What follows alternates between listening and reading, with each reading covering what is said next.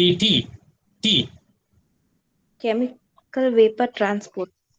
Chemical vapor transport. What is the difference between CVD and CVT? Did you notice in the last class?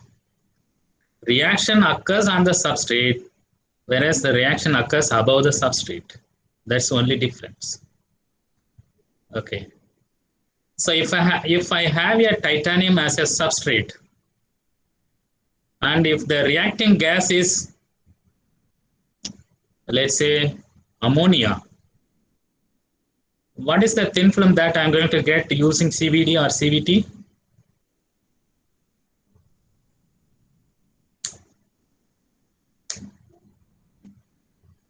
Reaction substrate is titanium, and the reactive gas is ammonia, and you provide a suitable temperature and pressure, flow the ammonia to the surface of titanium.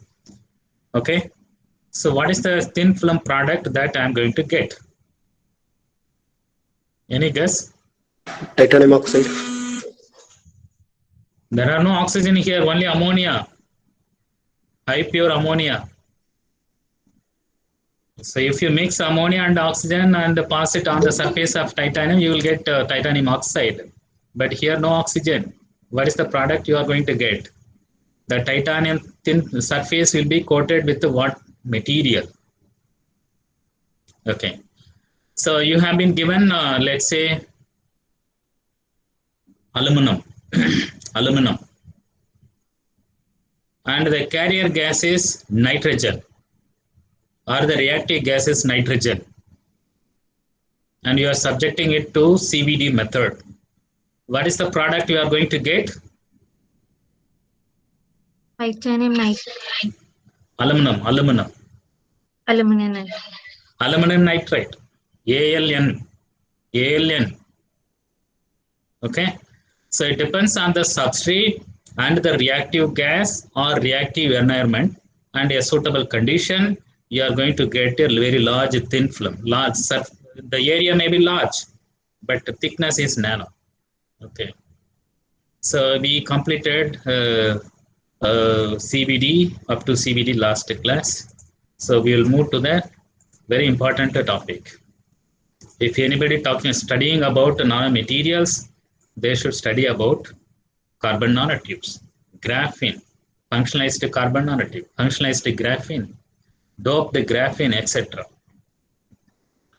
So today we will learn about carbon nanotube. What and all you know about the carbon nanotube? Can I have some response? What and all you know about carbon nanotube? You can explore. You can respond.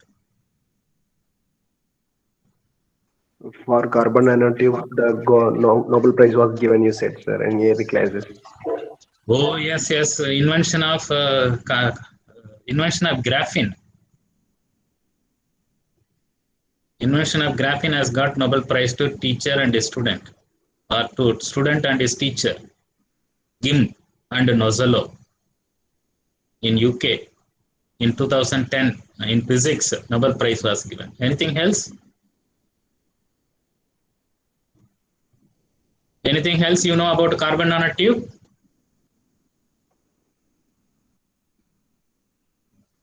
Okay. So the same question, if I ask you next class, I'm sure you'll be able to tell something.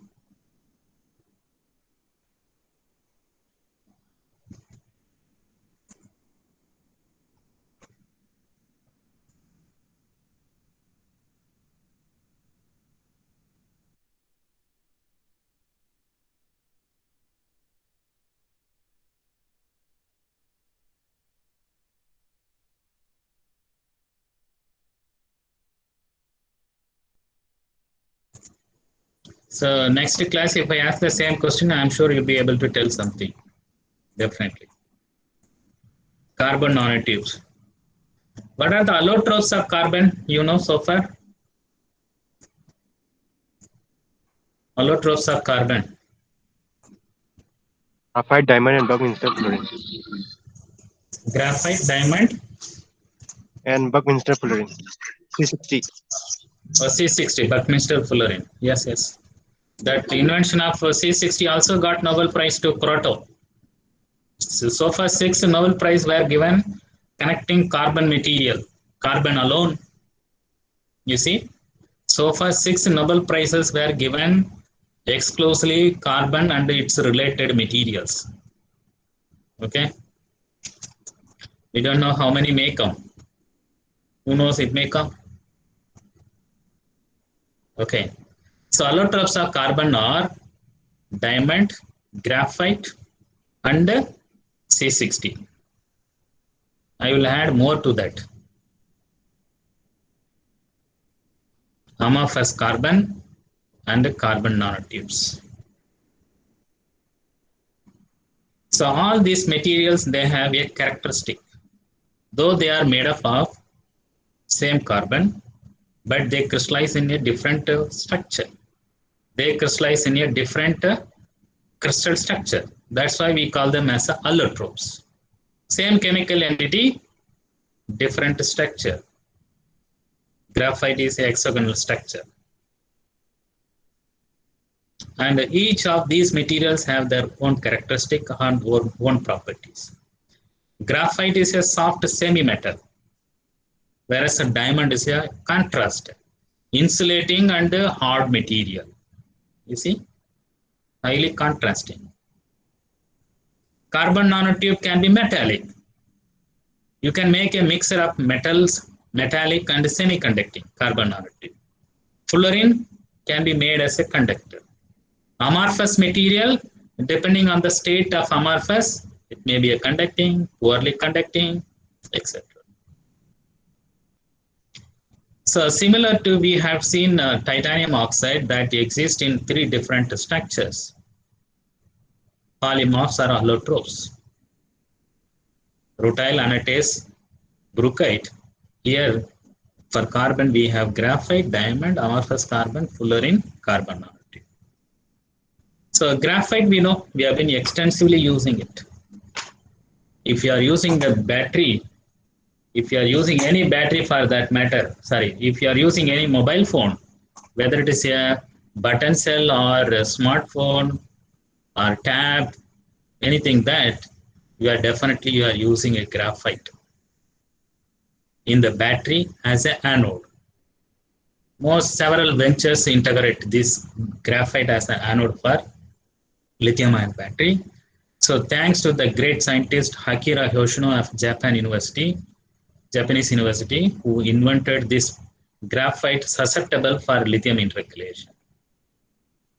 Diamond, you know, okay, it's a precious material to hold it, expensive. And these are all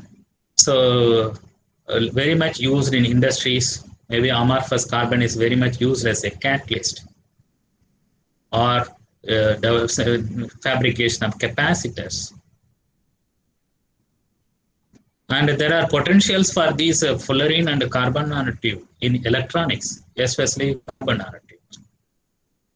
All your silicon related semiconducting devices are replaced by carbon nanotube these days. In the first unit, I have introduced single electron transistors, SET, that can be realized with the use of carbon nanotubes. Transfer of 1 electron at a time, it requires less amounts of power, less time, but you can store enormous amounts of data. Thanks to this nanotechnology or carbon nanotube technologies, it can be a part of semiconducting industries. And you will see that later, this carbon nanotube can give very high capacity when it is used as an anode material for battery application. And the very carbon nanotube can also be used as a quantum dots to pick up the radiation from the sunlight and to excite or split into electron and holes. Can be a DSSC materials or a co-material for DSSC application as a quantum dot. The same carbon nanotube can also be used for a drug delivery vehicle. up to electronics, catalysis, and this material is having much higher strength than the steel. Already there are several products using carbon nanotube. Tennis rackets, balls, tennis balls, for example, socks, shoes. Okay, it need not be only using sole carbon nanotube, but used as additives or embedded. It gives much more longevity to the product. So each of these allotropes has a characteristic or their own properties, and they are resulted because of the different structures. So first of all, let us ask what are carbon nanotube. Then how and why it forms. So when I say graphite, we know it is having a layered structure. So there is a layer of graphene. Okay, in the graphite we have several layers.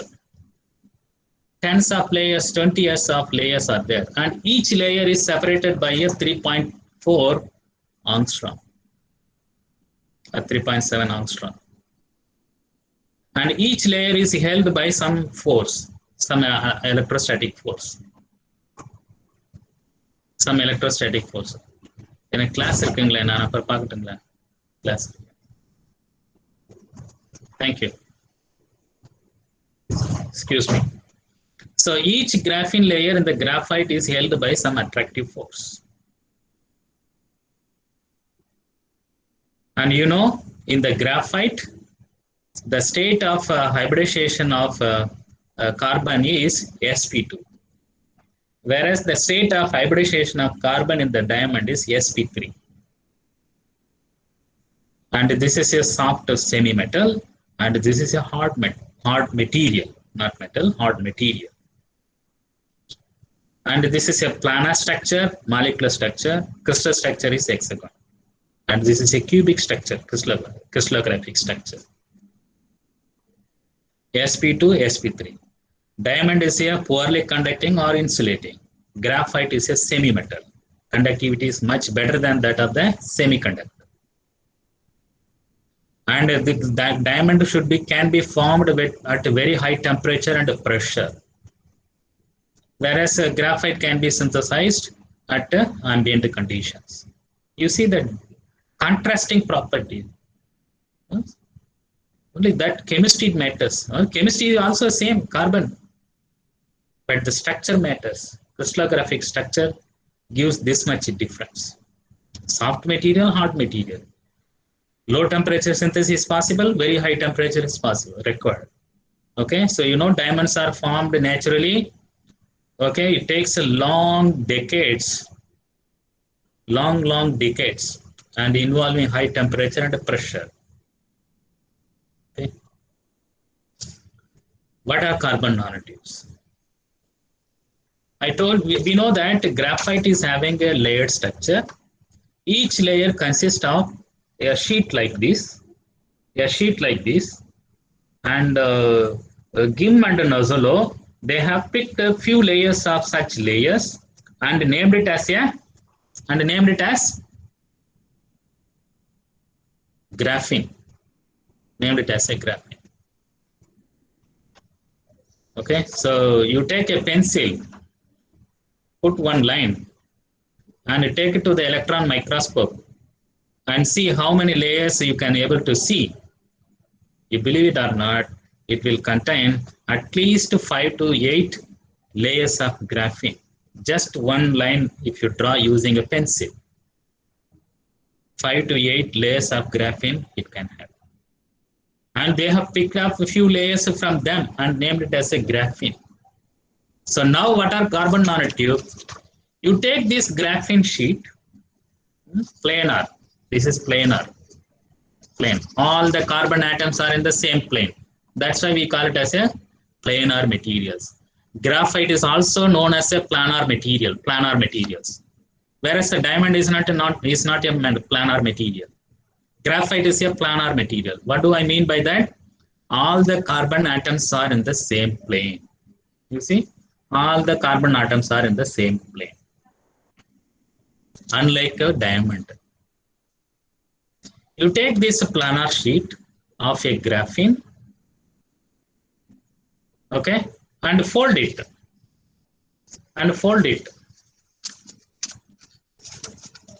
something like this. I have folded it.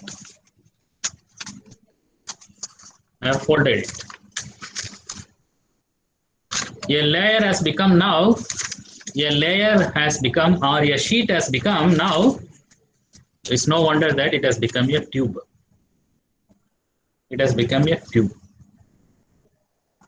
A rolled sheet of graphene is known as carbon nanotube. A rolled sheet of graphene is known as carbon nanotube. And this happens practically. This is a paper, okay? So I have made this, okay? And I can roll it like this. But it is possible to practically do this. It means it is practically possible to get carbon nanotubes having certain diameter, certain length, and you name them as a carbon nanotube. And you study their properties. They are different from diamond, they are different from graphite, they are different from fullerene, and also different from that of the amorphous carbon. And that is why it has got attracted. Ijima is the one who first invented. There are some claims, okay? So there are several claims. So our Indian national professor, Professor C.N. Rao, also has done enormous contribution to this carbon nanotube. Hope at least Indian students would have heard about Professor C.N. Rao, a great man. We all admire him. Who has done a lot of works on carbon nanotube. So the very department where I got graduated from Bangalore started from that great man, great professor, Professor C.N. Rao. Has done enormous work on carbon nanotubes. When? 15 years before, 20 years before itself. So he has a close connection with that Ijima, Professor Ijima, Tokyo University professor, who first synthesized carbon nanotubes. Okay, the take-home point is a rolled sheet of graphene is known as carbon nanotube. Now the question is, why it can be rolled? Or the general question can be, why carbon nanotube forms? What facilitates or what favors the formation of carbon nanotube? Is there any opposing force to unform the carbon nanotube or unfold the? Is there any forces which is against folding off this graphene sheet? Yes. What would be your response? Why this carbon sheet or graphene sheet can undergo folding? What can facilitate? What would be your response? Then we will come back how you can fold. Whether it is only one way of folding or rolling, or there are many ways of folding or rolling is possible. Then whether in that case, whether we will have only one type of carbon nanotube you are going to get or existing, or we can have a different types of carbon nanotube we can have, and we can have a different properties. Can you throw some light? Why practically graphene sheet can be foldable, or why practically carbon nanotube can be formed, or how carbon nanotubes are formed, why carbon nanotubes are formed. These are the potential questions. If you answer this, today's topic is over. Looks very simple.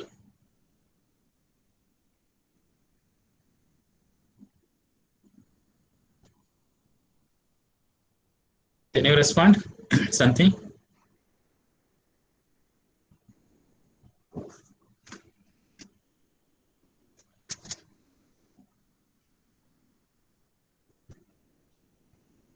You have any response?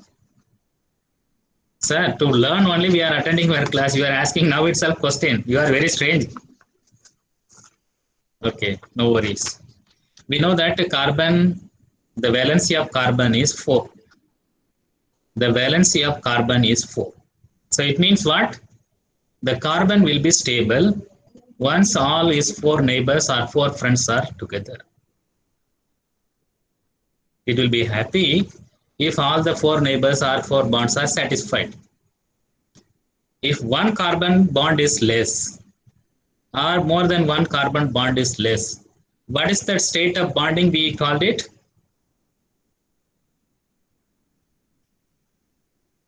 What is the state of the bonding that we named it? We have named it already. Please respond.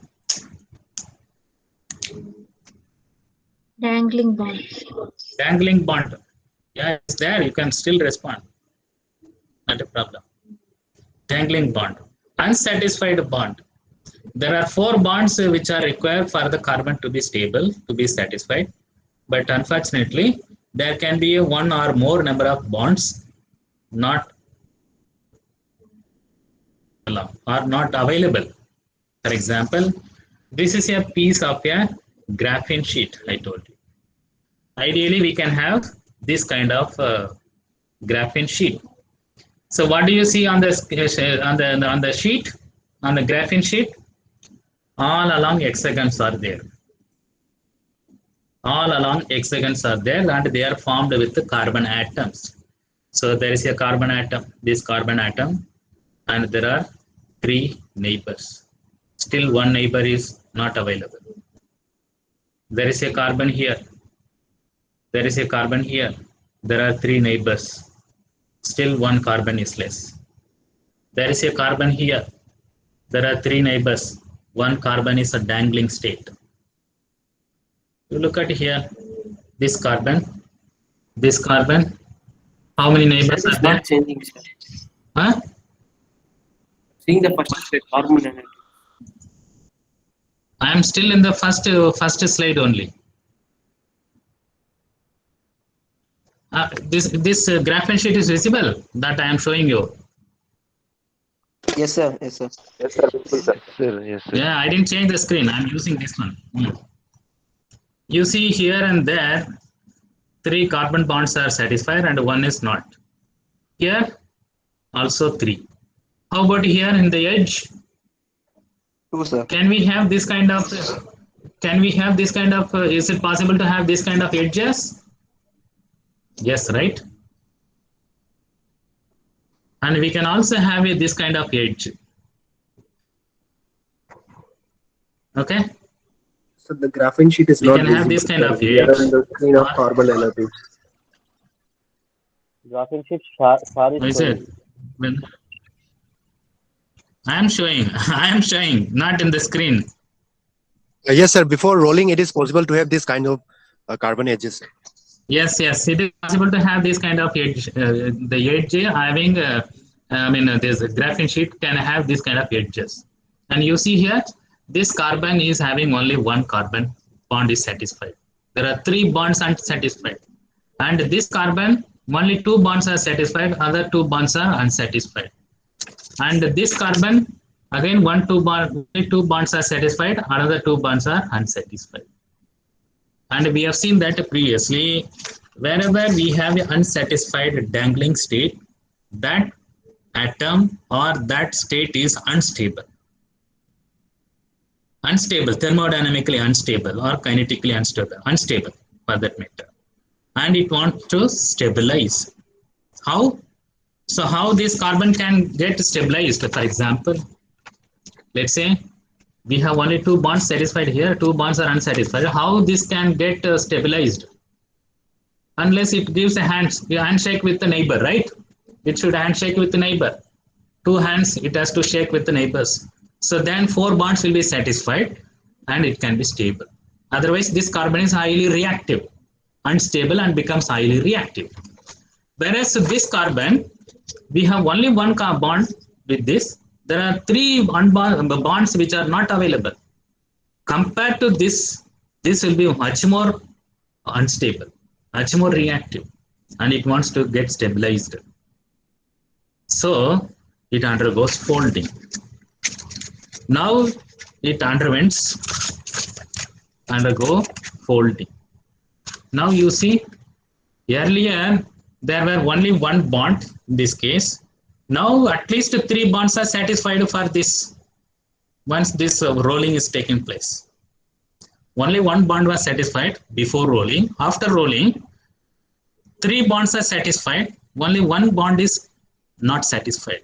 So from 3 unsatisfied bond reduced to 1 unsatisfied bonds. Compared to that, this is very stable. And this is one reason why rolling of graphene sheet can be practically possible, leading to form carbon nanotube. The dangling state associated with the high energy, which is unstable. To eliminate the instability or instability, it loses the energy and forms the carbon nanotube. But there is a danger in rolling this. This sheet is free. This sheet is free.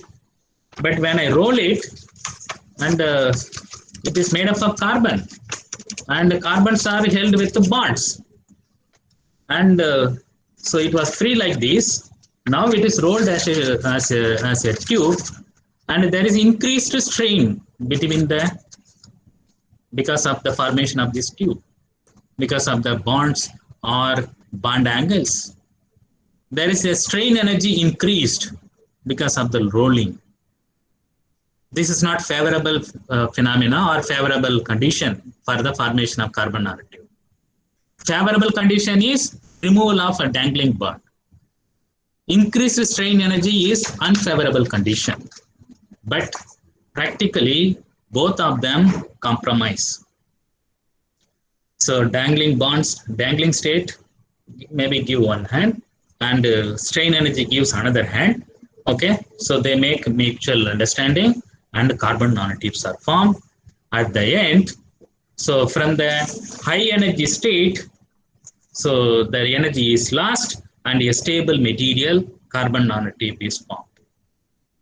A rolled sheet of graphene layer is known as carbon nanotube. So now the question is, this is a piece of paper or graphene, how we can roll, whether it is only one way of rolling or there are many ways of rolling. This is one way of rolling. I get the carbon nanotube. What is the difference? Here is the carbons are arranged like this. And in another way, you can roll like this. You can. I wish we could have had a real classes. It would have been very easy. We can roll like this. Here also you are getting the carbon nanotube.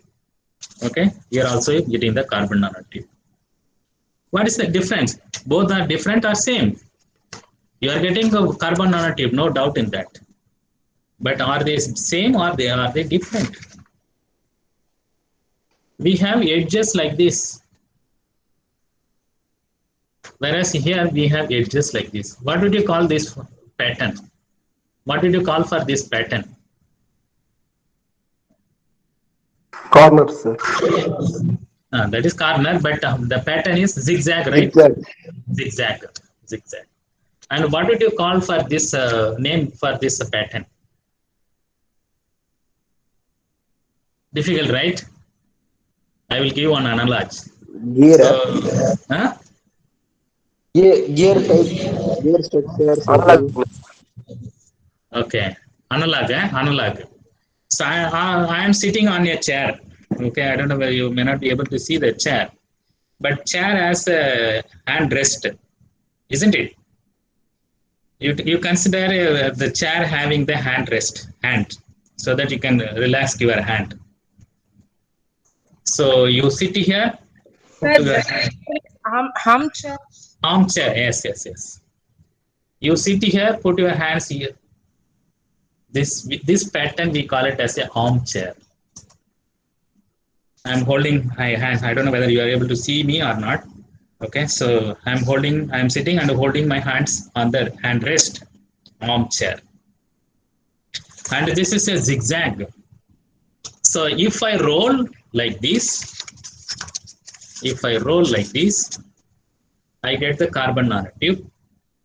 But the pattern, the resultant carbon nanotube has the pattern like this. like this. And this carbon nanotube is known as armchair carbon nanotube. Very simple. Earlier it is having a armchair edges in the form of a sheet. You roll it and you get armchair carbon nanotube. Believe it or not, and this is metallic. This carbon nanotube will behave as a metal. Whereas if I roll like this, I still get carbon nanotube. But you look at the pattern that I am getting.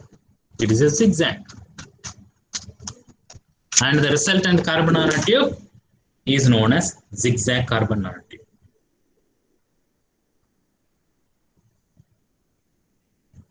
Zigzag carbon nanotube. So you have like this, armchair, zigzag, you roll it this way or this way, you get two types of carbon nanotube. Armchair carbon nanotube, zigzag carbon nanotube. Is there any other way of rolling this sheet? We have rolled it in a two way. This way, then there is another way. Having some diameter, okay? Having some diameter. Is there any other way of rolling this one or folding this? Not folding, exactly, it's rolling. I can roll like this. I still get carbon nanotube. Nanotube I get, tube I get. And this is made up of graphene and I get carbon nanotube. And this rolling is different from the previous two. And here there is no symmetry. At least here we have a symmetry. Armchair is repeated. And here zigzag is repeated. And this carbon nanotube is known as zigzag carbon nanotube. And this is known as armchair carbon nanotube. And what would you name this? This is asymmetry. And you call it as a chiral carbon nanotube. Chiral carbon nanotube. So you can have three types of carbon nanotube. You take a single layer of graphene and you roll it, okay?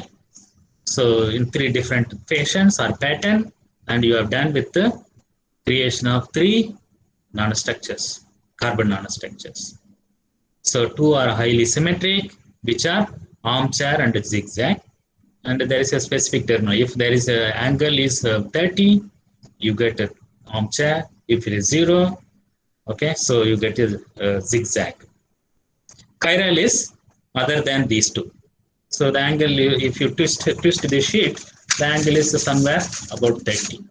You have to take the origin of one carbon hexagon, and you have to consider the angle.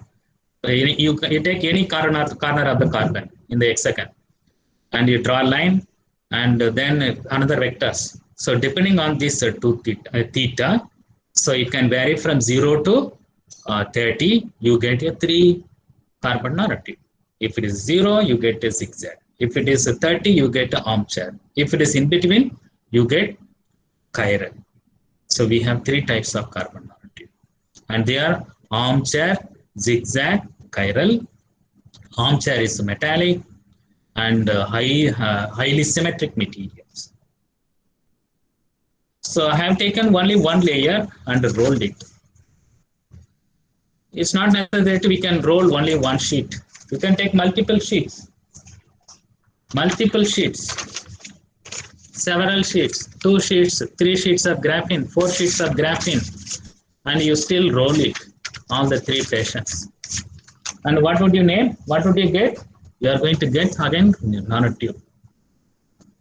If it is a rolled single sheet, it is known as SWCNT, single walled carbon nanotube.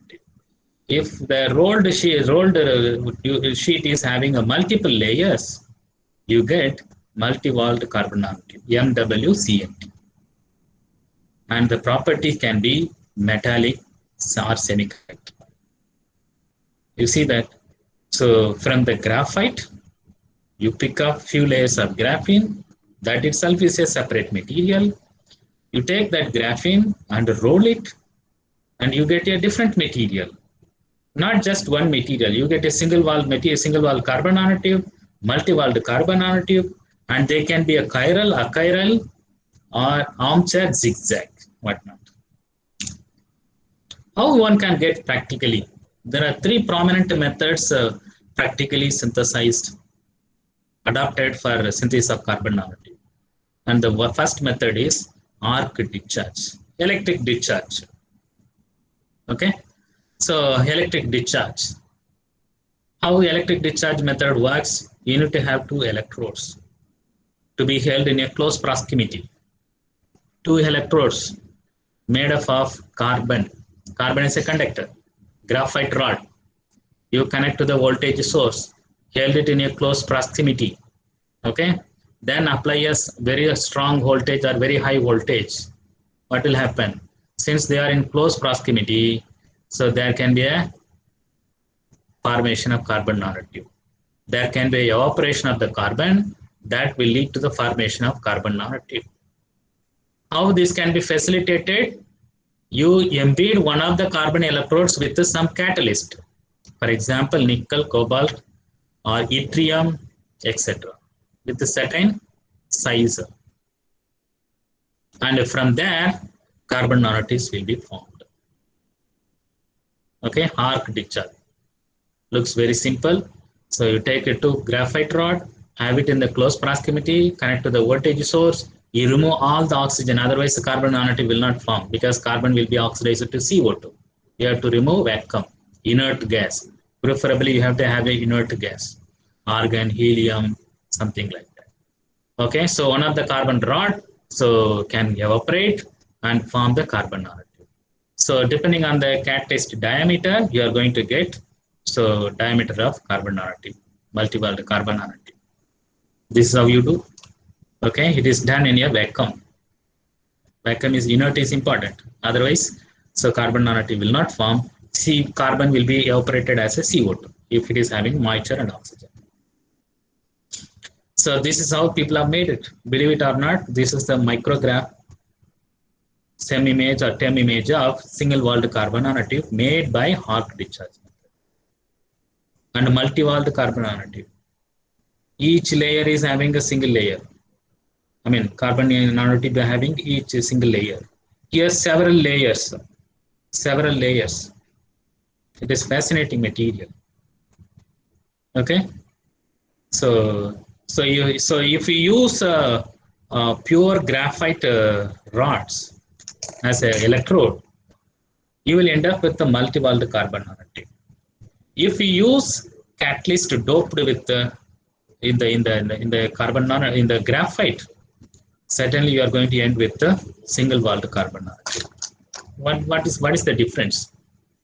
Assume that this is a graphite rod, and I'm using it for arc discharge method. I'm taking the similar rod, applying the high voltage, close proximity, heat will be generated, then carbon nanotube will start functioning, performing. Okay. So if I don't embed some particles, carbon, nickel, cobalt, yttrium particles, so generally the carbon nanotube formed is multi-walled carbon nanotube. Several layers of graphene will undergo folding or rolling, and you get the multi-walled carbon nanotube. What if I embed some small particles here and there in the carbon, in the graphite rod? From there, carbon nanotube will grow. What is the diameter you can expect? The diameter of the nickel, cobalt, yttrium catalyst. Since already there is some origin is there, from there carbon nanotube will grow. The diameter of the carbon nanotube will be similar to that of the particle size or grain size of the nickel, cobalt, or yttrium catalyst embedded in the graphite rod. So there are merits and demerits. So it's very simple. One can do it in any lab. Only thing is you require graphite rods and voltage source and inert atmosphere, vacuum. And the temperature involved in that close proximity is very high. Okay, so sometimes it is risky, and since it involves electric arc, so you need to take care. You need to take care. Okay, so sometimes you get a mixture of carbon nanotubes and a single-walled carbon nanotube, multi-walled and a single-walled. So you'll have to separate it if you require. These are the drawbacks. So very recently, so similar to this arc discharge, so laser ablation has been introduced. Very, very expensive, but very quality of carbon nanotube you can get it. Okay, so there it is electrically heated. Here laser is supplied to heat it. What is the benefit you can get it?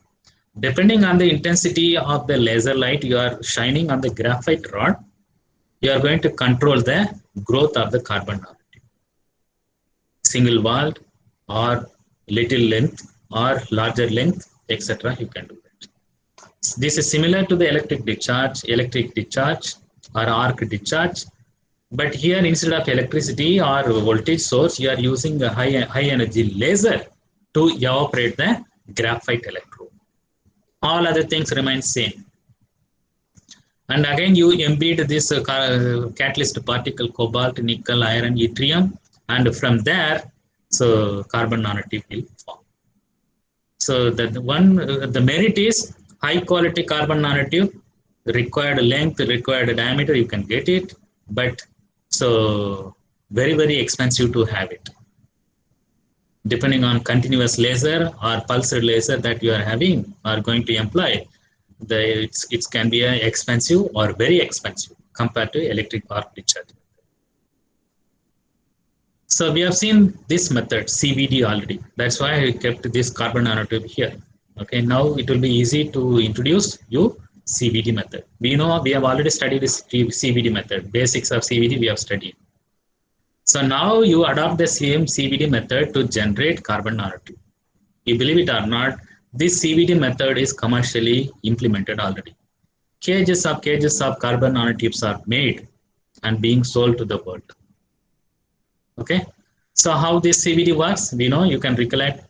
So there is a transportation of carbon material and the reaction will take place, decomposition on the substrate or off the substrate, and bring it to the substrate, lifting or desorption from the surface, and removal of byproduct or decomposed product, etc. Those are the 7 processes that we have seen. Here you are going to prepare carbon nanotube, and these can be as sources. Methane can be a source for carbon nanotube generation. Carbon monoxide, acetylene can all act as a source for carbon to generate carbon nanotube. And the catalyst are these things: nickel, cobalt, silicon, silicon oxide, aluminum oxide, etc.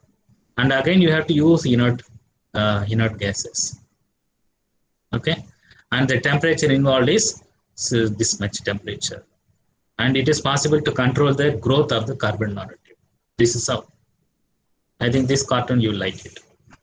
Okay, so this is the substrate embedded with the catalyst particle, and then there you flow the acetylene gas consisting of carbon. Okay, these are the particles, catalyst particles: nickel, cobalt, iron, yttrium, etc. What do we see here? These are all carbon nanotubes. From wherever these catalyst particles were held, from there carbon nanotubes are very nicely formed. What else we are seeing? We are seeing that diameters are different. Very thin, very thick, very less diameter, but large diameter. Length can be anything, but you look at the diameter: less diameter, large diameter, or varying diameter you have. What else we are seeing? We are seeing they are single-walled carbon nanotube. You remember even in the arc discharge case. So if you use a graphite rod embedded with a catalyst, you are going to end with a single-walled carbon nanotube. If you don't embed a catalyst particle with the graphite rod, you are going to end with the multi-walled carbon nanotubes. Similarly here in the substrate embedded with the catalyst, from there carbon nanotubes are growing, different sizes. Okay, so preferably single-walled carbon nanotube. Okay, so this is the chemical vapor diffusion. So we have already seen some merits of single-walled, CVD method. Practically applicable, low cost, high reproducibility. Okay, so less processing, etc. You see here, so cages of carbon nanotubes are made using this method. Okay, so per day this much kg of carbon nanotubes are made. Yes, sir. Yes, sir.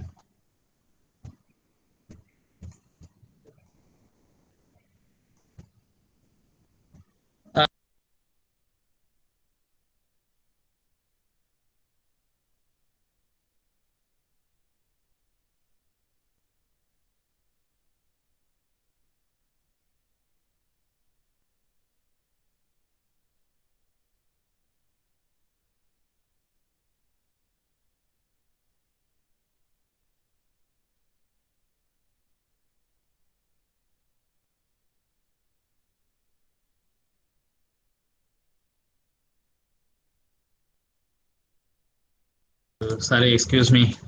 Some call from administration. So this CVD method is commercially implemented. So large quantity of carbon nanotube per day can be synthesized. You see 50 kgs per day it can be synthesized, whereas electric arc discharge and laser ablation, though expensive, and but only less quantity can be synthesized. So you have seen that. So it can be synthesized by 3 different methods: arc discharge or electric discharge, laser ablation, and the CVD method. Irrespective of methods, we may have some impurities in that because we invariably use catalyst along with the carbon nanotube. So if you have a mixture of a catalyst and a carbon nanotube, the property will be different, or the independent property we will not be able to get it. So you need to purify the carbon nanotube. You need to separate it. Sometimes the catalyst particle may be nickel, cobalt, iron, which are magnetic. Sometimes the non-magnetic materials, yttrium or yttria, alumina, silica, etc. They are non-magnetic.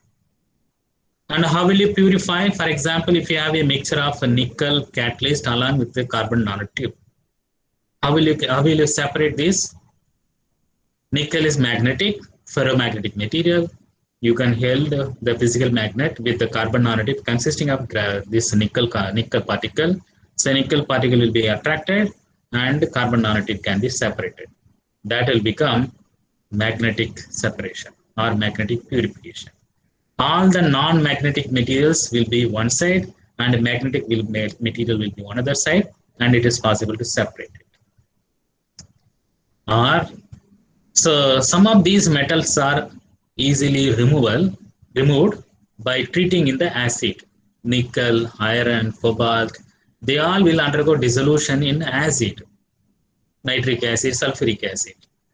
Okay, so they can be dissolved and you will end up with the carbon or carbon nanotube. Carbon nanotube will not dissolve in nitric acid, sulfuric acid. Only nickel, cobalt will dissolve.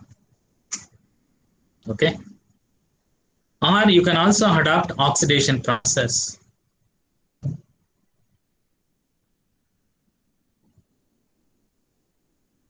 So using some acids, peroxide or sulfuric acid, the surface oxidation can be done, and which will remove the impurities. Acid treatment. Or heat this mixture of carbon nanotube and metal containing catalyst containing carbon nanotube to high temperature. So in this case also it is possible to remove some metals, because metals may undergo melting and it can be decanted, and it should be done in the inert atmosphere. Otherwise the carbon will become carbon dioxide, carbon monoxide. And it is also possible to use ultrasonification to remove purification of unwanted product. Or you simply filter it using some microfilters. Smaller particles will pass through and a larger particle will stay on the funnel.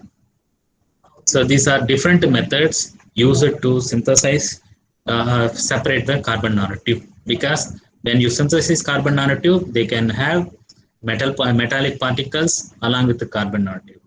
It may also have a mixture of a single-walled carbon nanotube and a multi-walled carbon nanotube.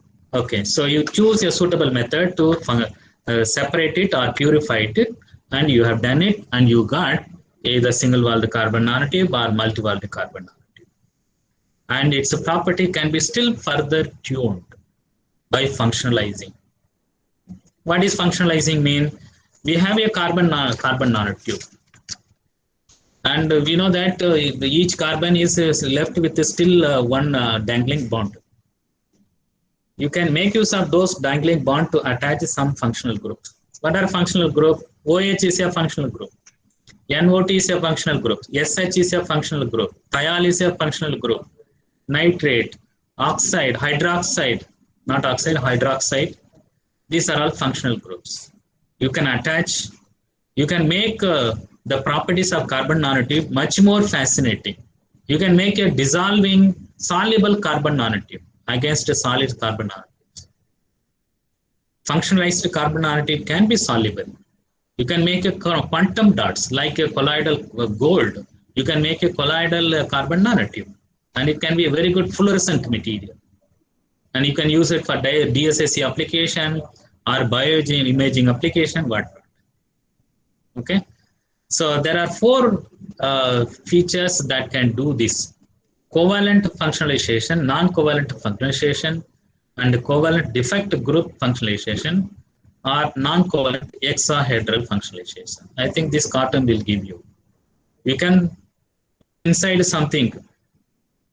Inside the carbon nanotube, you can put something. That can also be a functionalization.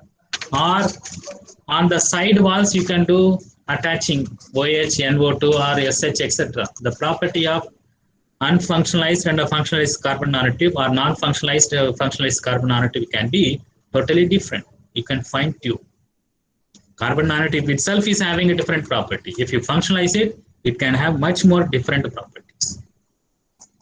Okay, so you can roll it like this.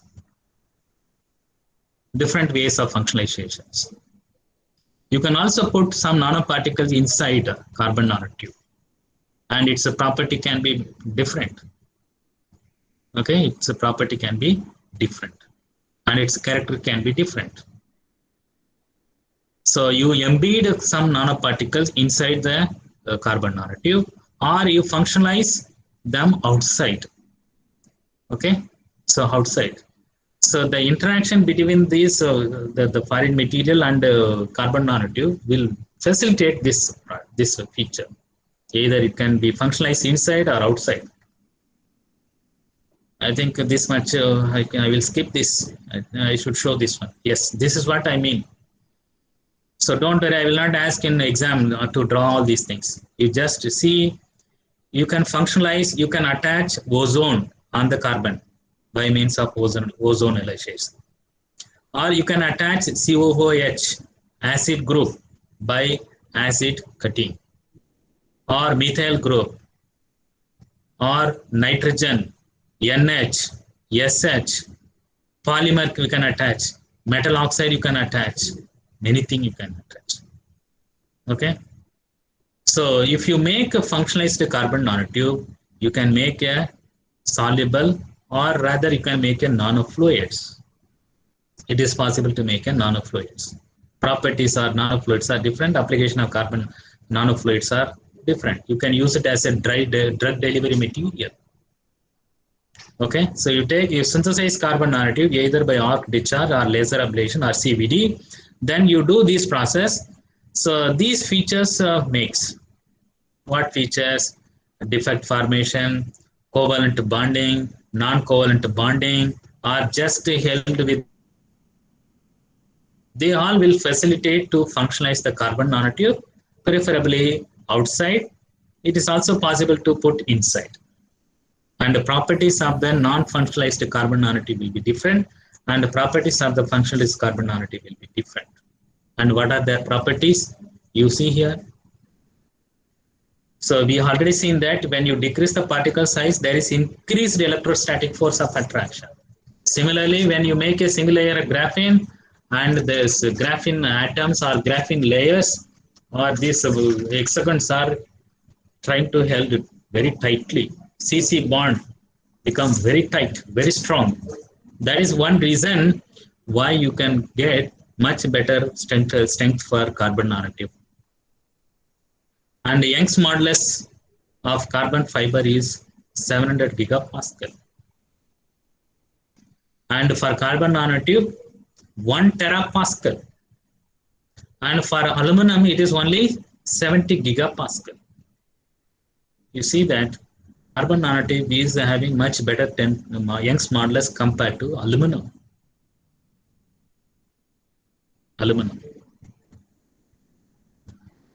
And it could withstand even this much extent. 10% excess strain it can withstand compared to any other material. And the carbon nanotube has a very good or excellent conductivity. What conductivity? Electronic conductivity, no doubt having. Thermal conductivity is this much, 3000 watt per Kelvin, millikelvin. Very high thermal conductivity. Very high thermal conductivity. These are all other mechanical properties. Specific density is this much. Young's modulus, excuse me, strength, okay, strain withstanding. So carbon nanotube has got, compared to all these materials, high strength steel, carbon fiber made up of this pitch, what is that, carbon material, coal or glass, this is another kind of a polymer. Compared to all these things, carbon nanotube has got much better strain resistance, Young's modulus, and whatnot. And you get very high, excellent, very high conductivity. Conductivity is 6 orders higher than that of the carbon. When you make carbon nanotube, you get a mixture of metallic conductivity and semiconducting conductivity. And that conductivity is much higher than that of the carbon. Copper. Copper is supposed to be a very good conductor, and carbon nanotube has got much higher conductivity. And it is possible to tune the band gap of carbon nanotube from semiconducting to metallic. Electronic property can be tuned. And similarly, its emission property or optical property can also be tuned. Few minutes, I will stop. And it is possible to have a single electron transistor.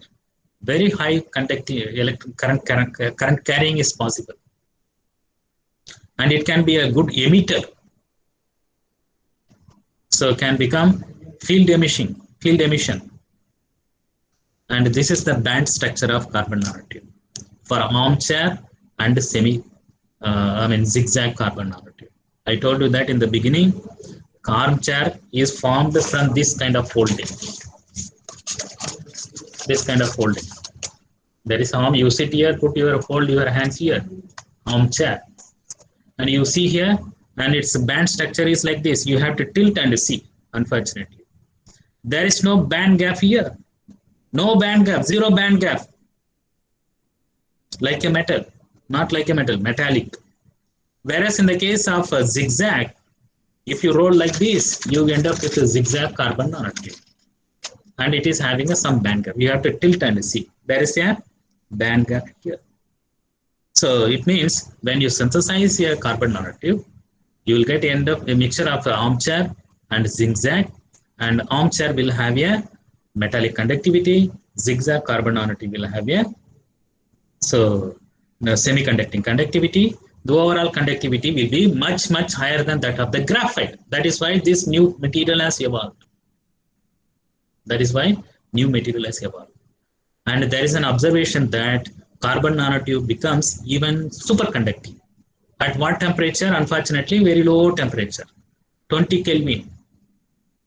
If you take this carbon nanotube, cool it up to 20 Kelvin and try to measure its conductivity, zero resistance. Conduction with zero resistance is known as superconductors. But very low temperature, you need to have such temperature. Now, what is the current superconducting temperature? People have more than 120 Kelvin, 150 Kelvin, 180 Kelvin, people have achieved. Just a little away from the room temperature, superconducting. What is the importance of superconducting? All magnetic levitation train can be realized if you have a superconductor. Currently expensive to make. Yttrium, why 1 to 3 compounds familiarly known as yttrium, barium, calcium, no, copper, YBaCuO6, 1, 2, 3 compound. YBa2Cu3O6 or O7 is the 1, 2, 3 compound exhibiting 90 Kelvin as a superconducting temperature. Compared to this, how many times increased the temperature? 3, 4 times increase. People have to ask even 90 Kelvin, 120 Kelvin, 150 Kelvin. Okay. And this carbon nanotube can be used in different applications, various applications. Conductive plastics can be made.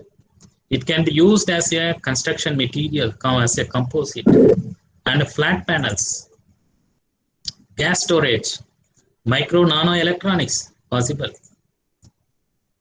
textiles, wrinkle free, dust repellent, non-wettable surface is possible. And it can be a good material for fabrication of capacitors, ultra capacitors, and used as a scanning tip for atomic force microscopy. We will be studying about this in the 4th unit. And when it is used as a battery electrode in lithium-ion battery, you get 3 times higher capacity. And it is possible to sense using a carbon nanotube. Here is one example.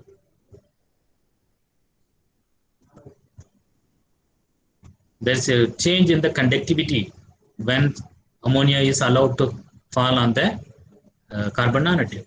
And this difference is taken as a sensitivity. Just 1% sensitivity. 1 order decrease in the conductivity. So this is conductivity or resistance measured for non-zero, without a CnO2. Once you had NO2, there is a great change. And if you had 40 ppm, there will be another change. You can quantify, sense, detect. Carbon nanotube can be used as a detectors, sensors, chemical sensors. May be useful for detecting explosives or toxic gases, NO, NO2, even corrosive gases like ammonia. And very much can be used as an anode material for batteries, very specifically lithium-ion batteries. It can also be used for storing the hydrogen. Then it can become a part of fuel cell applications. One important point I will tell, after that we will stop now. When carbon nanotubes are used as an anode for lithium-ion battery, we will look at these numbers. It is possible to get the discharge capacity or reversible capacities from 300 to 600 milliampere hour per gram. Whereas a graphite could give maximum 320 milliampere hour per gram capacity. But now it can be double, sometimes even triple. Single wall carbon nanotube capacity can be as high as 1000 milliampere hour. Compared to graphite, 3 times higher. So it means 3 times higher energy density you are going to get.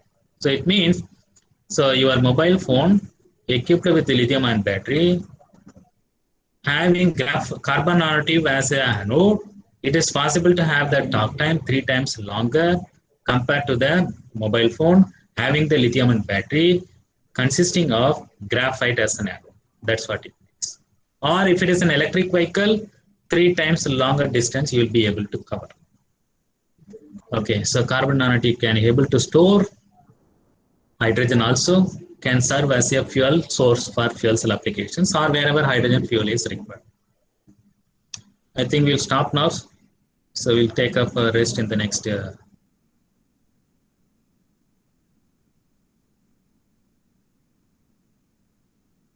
make nanostructured materials. This is a vessel. We have a counter electrode, we have a reference electrode, we have a working electrode. You apply a suitable potential, you take some reactant, for example, RE chloride, you take it and supply a suitable potential. RE chloride will be reduced to Rm. Or so any other metal ions can be reduced to metals, nanostructured materials. And you can have a thin film coating of carbon, copper, and as a nano coating you can have it.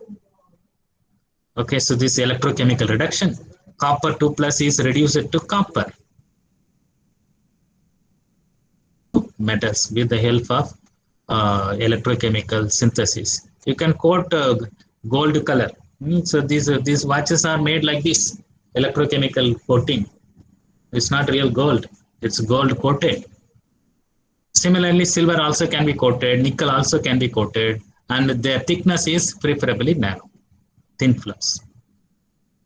And it is also possible to synthesize semiconductors electrochemically. So you take a platinum electrode, you held with the in the electrolyte this sulfide selenide telluride source, and so it can be adsorbed, and you can have a metal selenide, manganese, zinc selenide, or gadmium selenide, or sulfide, etc.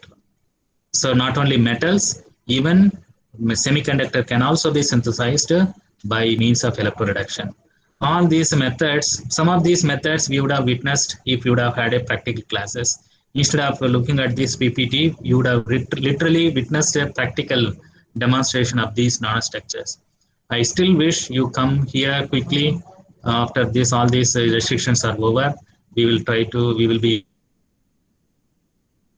I think with that, we will close chemical synthesis of nanostructured materials. One more class, we will end up with the fabrication of nanostructured materials. Move to the third unit, where we will deal with the green synthesis of nanostructured materials.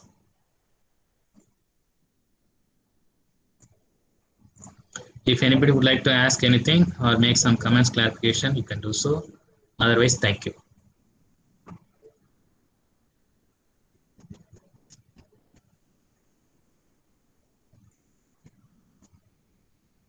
So compared to first unit, this unit is a little bit light, right? Easy to follow to some extent compared to first unit. Correct, right? Are you getting Yes, my this one video lectures? I'm sharing every day, whenever I'm taking the classes. Yes. Thank you. Thank you very much.